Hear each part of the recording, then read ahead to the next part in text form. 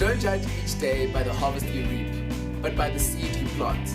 These famous words by Robert Louis Stevenson resonate deeply with our guest today, Kabelo Pule.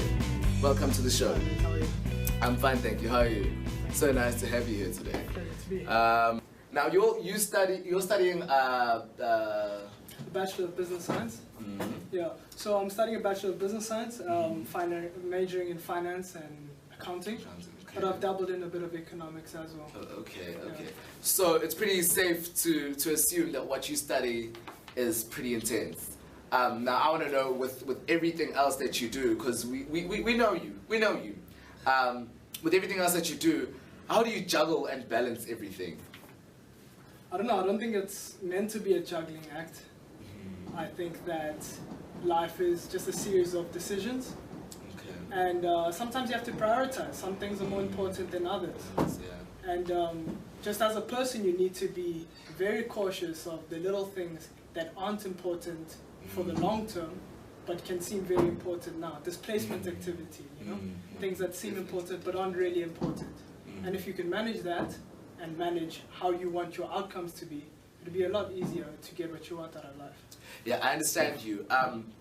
A lot of people, however, use this excuse of saying, "Oh, well, I don't see a future now, and what sort of the present pleasures are really what I'm all about." How do you stay motivated in saying, okay, like not losing sight of the dream? You understand? Sure. Because a lot of people tend to, you know. Look, I mean, it's very easy for that to happen. You know, with people, instant gratification is a thing. You know. Naturally. And you know, like, I mean, it's a similar idea. Why do people have unprotected sex? You know, it's about instant gratification. I want pleasure now, I forget the consequences later. I think that just as a people, as a particular person, you have a greater responsibility for yourself. So you need to say to yourself, is what I'm doing now for the best benefit later, right? And if you can't do that, then nothing will ever come right in the long term. And if you think about it, your long term is just a summation of all your short terms. So if you keep going for instant gratification, the summation, or rather the addition of all those little instant gratifications will never amount to, you know, a greater long term goal. And like people say it all the time, YOLO, but quite honestly, it's just not a logical way to live your life. It really isn't. Doesn't reap any rewards in the future, does it? I see you're also an avid karate master. You even came third. He came in at third place at the Commonwealth Karate Championships in 2009. Yes. Yeah. Now I want to know something. Karate is a pretty demanding extramural activity, I've been told. How important do you think it is as a young person to have something like that? Something that's for fun, but also, you know, you motivate yourself, you keep wanting to get better. Sure, look, I'm very competitive in my nature. I'm just by nature. I'm just a very competitive person. So, like, I enjoyed playing sport because you know, I thought I was pretty good at that. And just naturally, you know, just training, practicing, whatever the case may be. Just, you know, Gary Player said, the more I train, the luckier I get. And I've just managed to get a bit luckier. Regarding the importance, I think it's very important for people to have an outlet, for people to have some time that they can call their own. You know, whether you're on the soccer field, whether you're playing rugby, karate, whatever the case is. I mean, I don't know anyone whose name is accounts, right? Or anyone whose name is economics. Okay, of course I'm not, but like, you know, you can't, you're a summation of the things you do, and you can't be working all the time. Yeah, you know? You really can't. And sports is just an easy way to outlet. I mean, I watch soccer all the time. I'm an avid Chelsea fan. Okay. Torres. Yeah, and I get you, dog.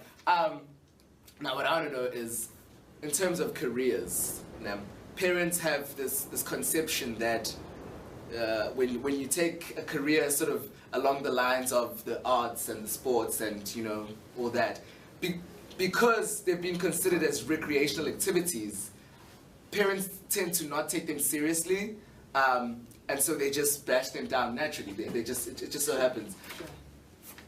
What are your thoughts around that? Sure, look, my thoughts are, you know, not very one-dimensional on this particular topic. I think that you need to look at the circumstances that people are in and the circumstances that they're forced into, right? In South Africa particularly, right, you have a lot of black people who are forced to study things that they don't want to study, and as a result, people do not perform, right? You look at it at the attrition rates at different universities, and you see that the majority of people that are getting excluded, the majority of people who aren't doing well are actually black students. And that's not to say that black students are any less capable or that black students in general have less of an inclination towards education, or rather have less of an academic ability. But it's to speak to the cultural capital, right? So when you're at home, are you being asked to prioritize reading over, say, you know, tending to the land, or you know, doing whatever the case may be? And I think in general, a lot of black families, and not by any doing of their own, right? I think that this is one of the long-standing implications of apartheid and oppression just in general, is that it creates a psyche where, you know, it's not important. Uyaphasa now. Yes, you are passing. So if you're passing, it's okay. And that's not okay. I think that, you know, just as a people, we've been forced to rubbish the idea of excellence.